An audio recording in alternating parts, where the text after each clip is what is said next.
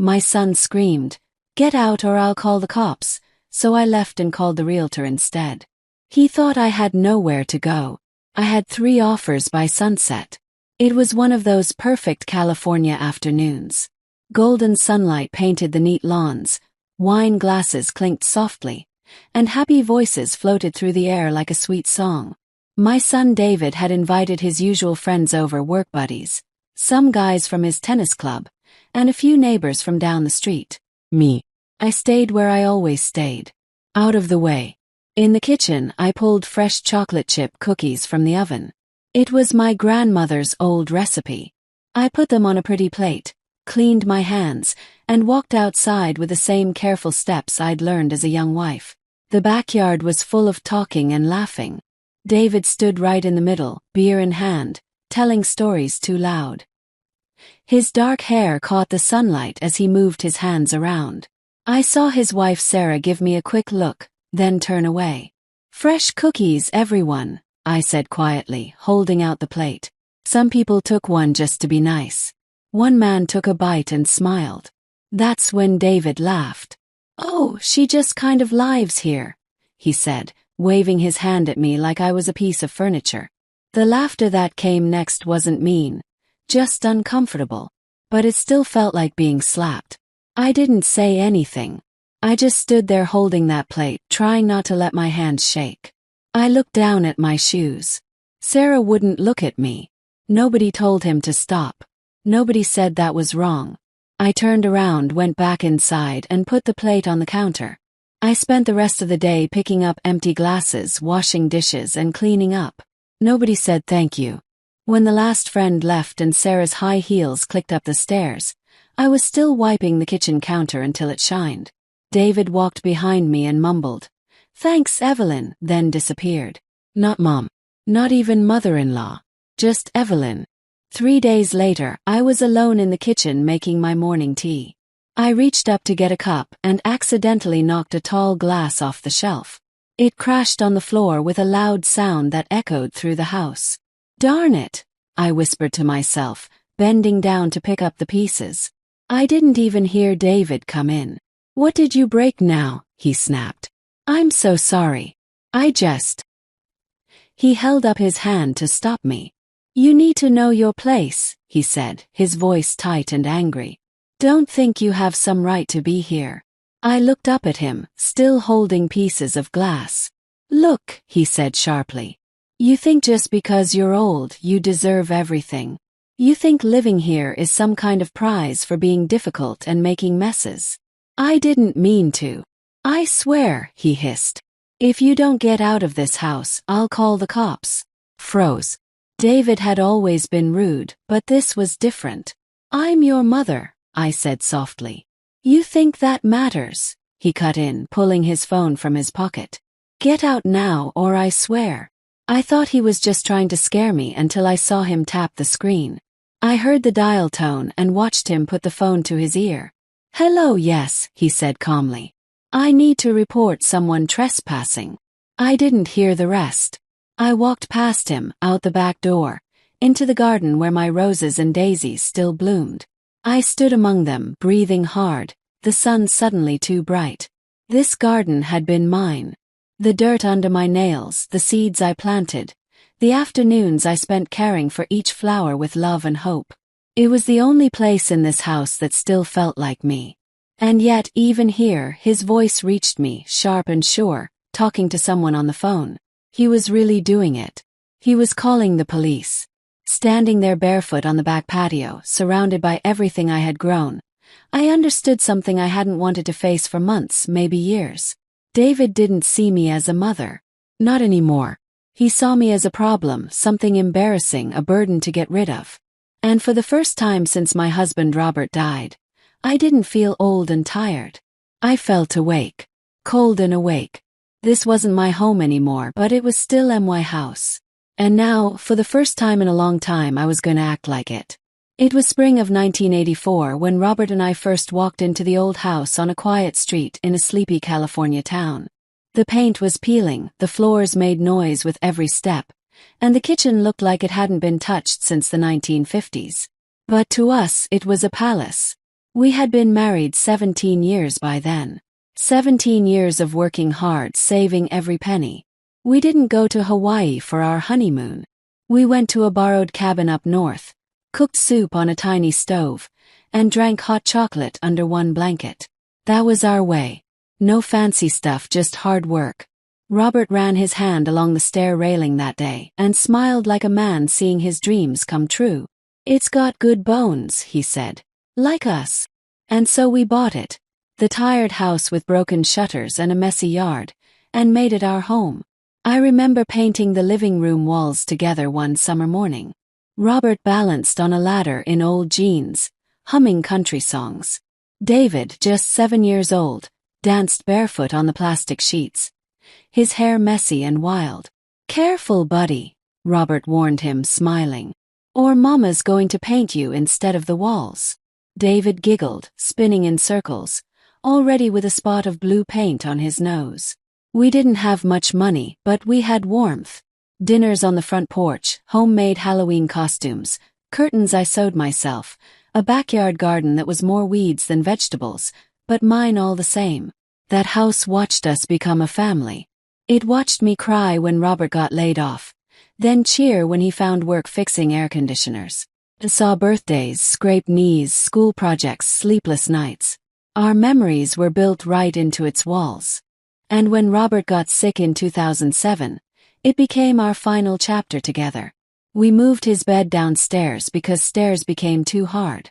I cooked soup and rubbed his back through the worst nights. He passed away quietly one morning in that same room, sunlight streaming through the window. I stayed in the house another 4 years after that. Every creak, every corner carried his voice. Sometimes I'd walk past the living room and swear I could hear him humming. But sadness has a way of making even the warmest places feel empty. In 2012, David suggested I move in with him and Sarah. "It'll be better for everyone," he said. "You won't be alone anymore, and we've got the room now." First I said no.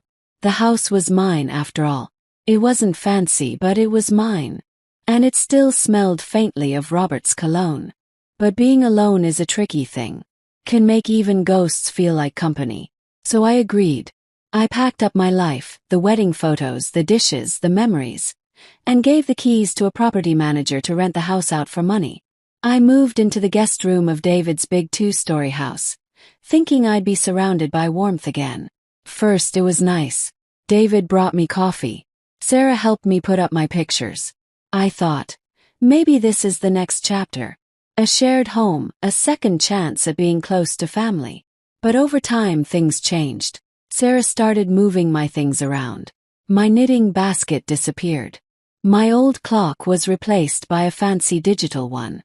The home began to feel less like ours and more like theirs, like I was just visiting. Then came the rules. No cooking with onions. The smell stays. No watching TV after 9 p.m. No friends over without asking first. One day, Sarah told me gently that my flower pots on the patio made the space look messy. I moved them. I always did what they asked. But something inside me had started to change. There's a special kind of heartbreak that comes not from strangers, but from someone you raised, someone you once held in your arms while they cried over skinned knees and lost toys. Still I held on. I told myself it was temporary, that family meant being patient. What David didn't know and never thought to ask was that the old house, the one Robert and I bought and built a life in, it still belonged to me. The title, the deed, every inch of wood and tile. Even after I moved out, I never gave ownership to anyone else. Not to David, not to anyone. I kept the papers in a locked drawer, tucked behind old letters and photographs, because something in me, even in the early days, didn't fully trust the comfort they offered. Maybe it was mother's instinct. Maybe it was just knowing that some things, like home, shouldn't be given away too easily.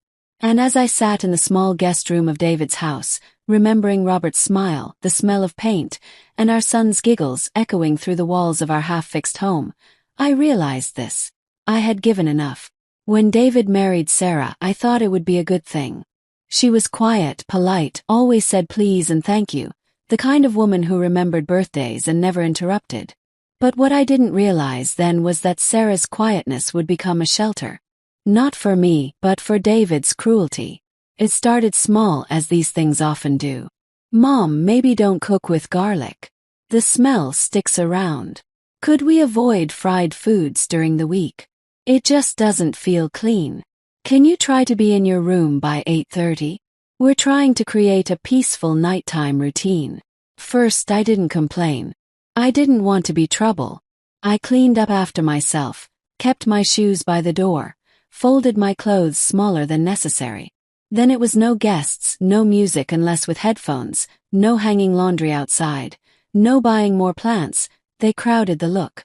Eventually, I realized my world had shrunk to a single room and a single job: stay invisible. I was allowed to cook, clean, and water the yard, but not change it, not live in it. I became what David once told his friends.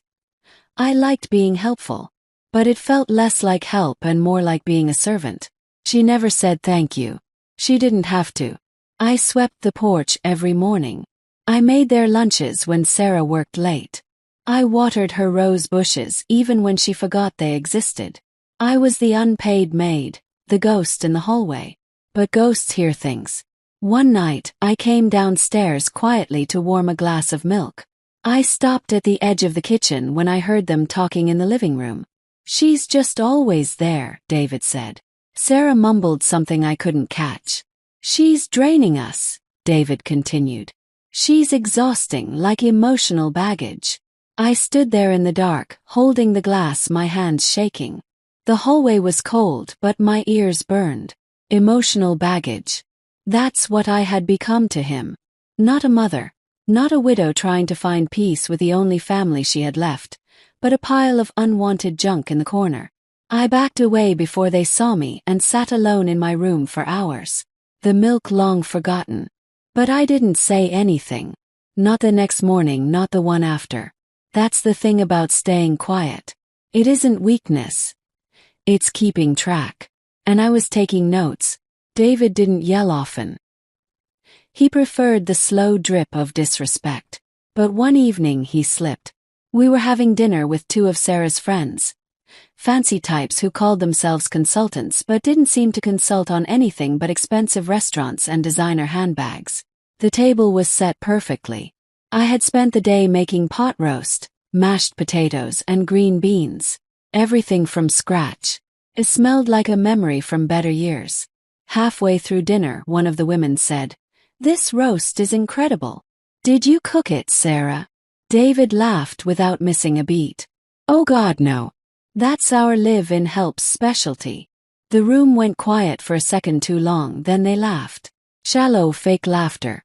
I didn't say a word. I simply smiled. Sarah glanced at me and then quickly looked down. Live-in help. That's what he called me. To strangers in my presence. In the house that Robert and I had built from pennies and hope. I excused myself before dessert. I didn't cry. I didn't slam doors. But I didn't sleep that night either. I sat in bed and stared at the ceiling, hearing every word he'd ever said stack themselves into walls between us. He wasn't the boy I raised. The boy I raised held my hand during thunderstorms because he was scared. He used to say, "You're my favorite person, Mama." That boy disappeared somewhere along the way, perhaps replaced by ambition, by resentment, by a version of being grown up that had no room for gentleness. But he forgot something. Something important. The house he now ruled with his granite countertops and fancy appliances. It still belonged to me. It always had. And the woman he called live-in help. She still had the deed. It happened on a Tuesday afternoon, one of those quiet hours when the sun was lazy through the blinds and the house smelled faintly of lemon cleaner. I was folding laundry, mine, David's, Sarah's. I'd even matched their socks. Old habits die hard. David came into the room holding a thin folder. He sat across from me, crossed his legs like a businessman about to make a deal. "Mom," he began too smoothly. "I need a favor." I looked up from the laundry. "What kind of favor?" He smiled. The tight kind that doesn't quite reach the eyes. "Just something simple. Paperwork, really. It's about the house." My body went stiff. What about it? It would just make things easier if it were in my name. You know, for tax stuff, refinancing, loan applications. Nothing changes. You'd still live here, of course. Still live here. In my own house. I don't think that's necessary, I said quietly, folding a towel with careful hands. David sighed as if I were being difficult. It's just a signature. You wouldn't even have to go anywhere. Harold could notarize it, if he's still alive. I looked him square in the eyes. No. The silence that followed was thick. No. He echoed as if the word itself offended him. No, David. That house is still in my name. It's the only thing your father and I built together. I'm not signing it away. His lips got thin. He stood up quickly and left the room. I thought that would be the end of it. I was wrong. A week later, I got a phone call from my bank. They had questions about a loan application tied to my address. Confused, I asked for more information. That's when I learned that David had tried to get a home loan using my house. Using fake papers that said he was the owner. I asked for copies. The bank, sensing something was fishy, agreed. There it was. My son's signature on papers claiming he owned the house, that he had inherited the property, that he was now taking care of his elderly mother and handling all money decisions. I stared at the papers for a long time, my hands shaking. This wasn't just about disrespect anymore. This was stealing. Later that evening, I confronted him calmly. I didn't raise my voice. I talked to the bank, I said, standing in the doorway of his perfect kitchen. I know what you did. He didn't even flinch. He poured himself a glass of water. You shouldn't be snooping around in things you don't understand, Mom. I understand perfectly, I said. You tried to steal my house. He leaned against the counter, sipping his water, then set the glass down and looked at me. Look, he said, voice suddenly sharp. You're not getting any younger. You don't work. You don't contribute. All you do is take up space. I take care of this house, I said. I cook, clean. You exist, he interrupted. Like wallpaper. It hurt. But I stood my ground. And still, I said, it's my name on the deed. His face twisted. For a second I saw something, panic, rage, entitlement, flash behind his eyes. Then he laughed, a dry, humorless sound. You think that matters, he said. You think that paper means something. I said nothing. You don't own this house, Mom, he spat. Not really. You live here because we let you. Because I had a moment of guilt and thought maybe it would be nice to have family around. But let's be honest. Nobody kept you here out of love. I felt those words land one by one like stones on a grave. He wasn't finished. And if you won't cooperate, he said, stepping closer, then maybe you shouldn't be here at all. What does that mean? It means, he said slowly, you have 1 week to leave or I will call the police and tell them you're trespassing. That was the moment I realized my son didn't just want me gone. He wanted everything.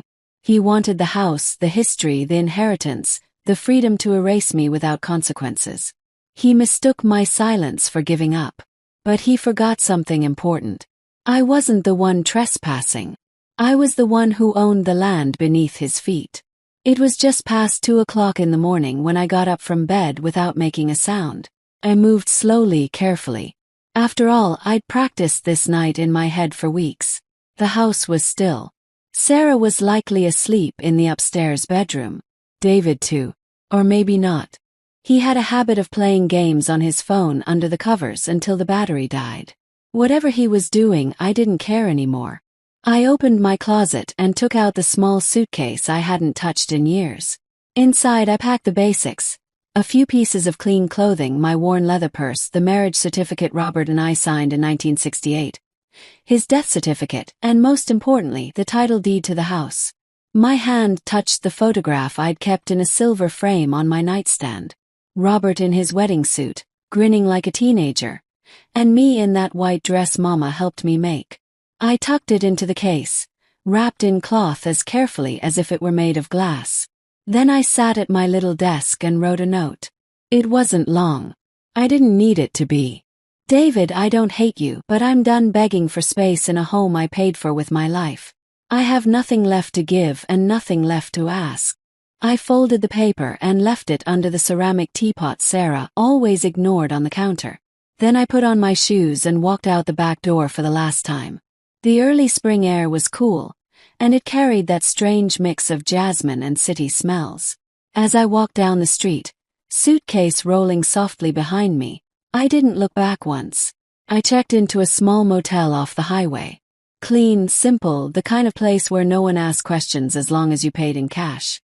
I sat on the edge of the bed for a long moment, staring at the plastic-wrapped cups by the sink, the flickering TV screen with late-night talk shows on silent.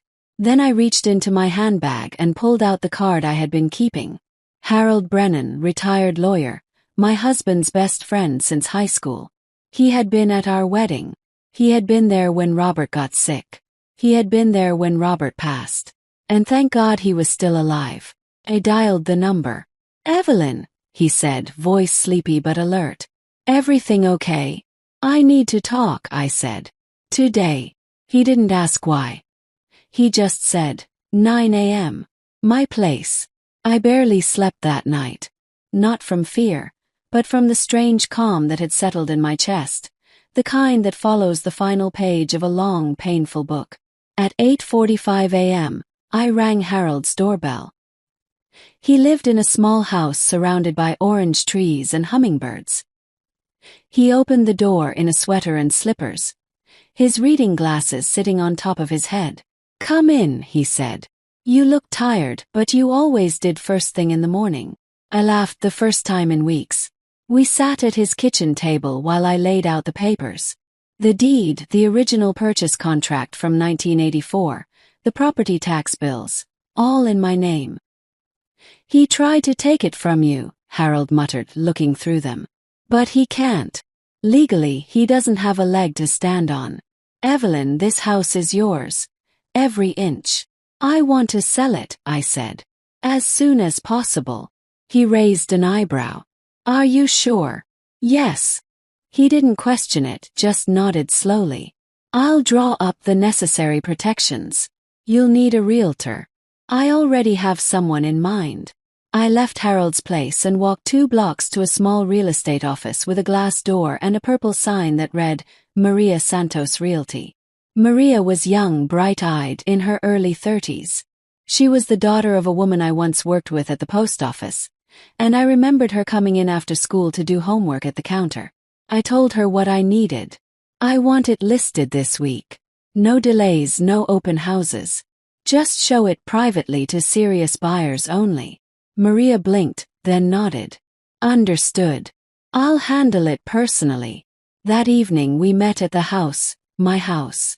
I waited in the car while she walked around, taking photos, making notes. I didn't want to go inside. Not anymore. When she returned, she handed me a clipboard. "The market's hot," she said. "You'll get multiple offers if we move fast. But first," she held out a pen, "you need to authorize the listing." I took the pen. I thought maybe my hand would shake, that I'd hesitate, but I didn't. My signature was steady, my heart even steadier. The sound of that pen scratching across the paper was the softest rebellion I'd ever made, and the loudest thing I'd ever said to my son.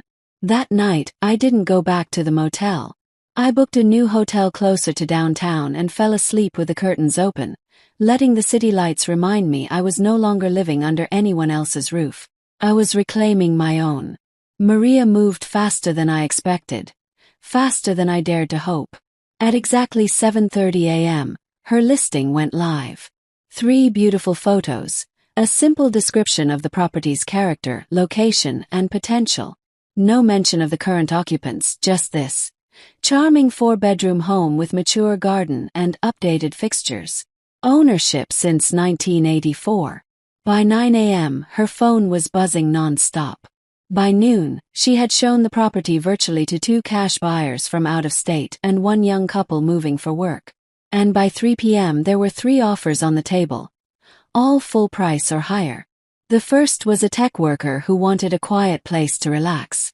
The second was a pair of brothers looking to renovate and flip. The third was a divorced woman in her 40s named Linda who had recently gotten a settlement and was looking for somewhere to start over. I chose Linda, not because of the money, though hers was the cleanest offer, all cash, but because she spoke to Maria with the kind of voice I used to have, tired, kind, and strong. Maria texted me the contract. I reviewed it in silence, my reading glasses sitting low on my nose, hands steady. I clicked sign. It was done. By sunset, the house was no longer mine, but also no longer his. I sat in my motel room, watching the orange light spill over the blinds, the sky fading into shades of purple and gray. My phone buzzed beside me. David. I didn't answer. The next call came 15 minutes later, then another, then another. By the time I had finished brushing my teeth, he had called 6 times. No voicemail, no text. He didn't want to explain. He wanted control. I set the phone on silent and placed it face down on the nightstand. The next morning, David's world shifted. At 8 a.m., a courier arrived at his door with a certified envelope. Inside, the legal transfer of ownership, signed, notarized, final. The property now belonged to Linda Martinez, effective immediately. Along with it was a formal notice of tenancy termination. 7 days to move out, or the new owner had the right to pursue legal eviction. The envelope had my name in the sender line. Not Mom, not Evelyn, just E. Collins. I imagine David stood there for a while, rereading the pages, searching for some mistake, some missing piece, but there wasn't one. What he never understood, not once, was that I never needed to scream. I only needed to remember what was mine and use it. By noon, Maria texted to let me know she had received a voicemail from someone sounding panicked. David had called her, pretending to be the true homeowner, trying to dispute the sale. Maria simply replied, "All documentation is verified and filed with county records. Mrs. Collins is the sole legal owner and has executed her rights within full capacity. This conversation is over." David then called me 7 times. He left one message. "Mom, what are you doing? You can't sell this house. We live here. Are you losing your mind? Call me back, please. This isn't funny." That word again. He never said you. He never once said you built this, or you lived here first, or I'm sorry. In his mind we lived there and now we were being removed. But there was no we, just him. By dinner time my phone had rung 18 times. I didn't pick up once. I watched the sun dip low over the skyline through the motel curtains. Outside, cars moved like ants through glowing rivers of traffic. Inside, I sipped the same kind of tea Robert used to make me during stormy nights. David didn't leave a second voicemail. He knew by then I wasn't bluffing and I wasn't coming back. It didn't take long for the neighbors to notice. By Wednesday the whispers began. Cars slowed a little when passing the front of the house. Lawn sprinklers stopped just long enough for someone behind the hedges to mutter, "Is that the son getting kicked out?" By Friday the rumors had a rhythm. "He's getting evicted." "No, he's squatting." "Can you believe it?" His mother sold the house without saying a word. I thought that place was in the family. And the worst of all, the one that echoed long after doors closed. Imagine being thrown out of your mother's house. Can't even imagine. David heard them. He stepped outside that morning with his sunglasses on, bright white shirt, and his chin held unnaturally high. But the bags under his eyes and the tension in his jaw told the truth. He packed slowly, hoping anyone would step in, that I'd appear with a change of heart, that some miracle would undo the very thing he'd spent years daring me to do. But no miracle came. Just silence and a moving truck he had to pay for himself. When he finally wheeled his suitcases down the porch steps, 2 expensive cases packed to the brim, he clutched his phone like a lifeline. It buzzed every few minutes with spam, updates, unknown numbers, but not from me. Not once. He called again and again and again. I didn't pick up. Not because I was cruel, but because I had already said everything I needed to say. He had never heard me before. He'd only ever talked at me. And now my silence was the loudest message I could send. Sarah didn't help him carry a thing. She stood by the car, arms crossed, eyes distant. When he tried to hand her one of the bags, she stepped back. "I'm going to my sister's," she said flatly. "Sarah, wait." She didn't wait for him to finish. She just shook her head, got in the car and drove off. He stood there alone on the curb with 2 suitcases and a phone no one answered. That night, around 8 p.m., I heard a knock at the security gate of my new apartment. I had just made tea, mint and chamomile. The city glowed beyond the glass, skyscrapers like tall candles flickering in the night. My new home smelled of wood polish and quiet, the kind of quiet I hadn't known in years. I checked the monitor. David. His hair was messy. He wasn't wearing sunglasses this time. His eyes were red and puffy. He buzzed again. Then he sat down on the sidewalk outside the gate. He didn't say anything at first, just looked up at the camera. His lips moved, trembling. And finally he spoke. "Mom, I'm sorry. I didn't move. Please," he whispered. "Just let me in. Just for a little while. I have nowhere to go." The intercom was silent. He put his hands together like he had when he was 6, praying for a new bike. Like that would work again. "Please, Mom." I watched for a moment longer. Then I stood, walked to the window, and pulled the curtain closed. I didn't do it with anger, just certainty. He had taught me a lesson I never wanted to learn. That even the ones you love most can cross a line. And sometimes you don't go back. My new apartment was on the 20th floor, nestled in the heart of the city, far above the noise but close enough to see it all. From my window, I watched the skyline breathe. Neon signs blinked. Car horns sang. Buildings stood like old friends, arms crossed against the wind. It wasn't grand, but it was mine. Fully paid for with the sale of the house. The first thing I did was set up a small herb garden on the balcony. Just mint mostly. Robert used to love the smell. I'd crush a leaf between my fingers some mornings and let the smell drift over my coffee. Peaceful. The apartment was quiet in the best way. Not silent like fear, quiet like rest. One evening, I made a cup of mint tea, pulled my shawl around my shoulders and stood at the window. As dusk folded the city into soft shades of purple and black, the phone buzzed. David. His name lit up the screen again. I watched it ring once. I didn't pick up. I turned the phone face down on the table.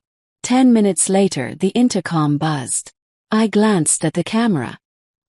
He was there again, his coat too thin for the night air, his hair messy. He held a backpack and stood beneath the street light like someone who had run out of time. "Mom," he said into the speaker, voice cracking. "Please let me stay. Just for a while. Just until I figure things out." I didn't answer right away. I watched him shift from foot to foot, cold and exposed. He had burned every bridge, thinking he'd never need to cross them again. I stepped out onto the balcony. He looked up and saw me, his face lighting up with hope, the kind that makes you wish you didn't have to be the one to put it out.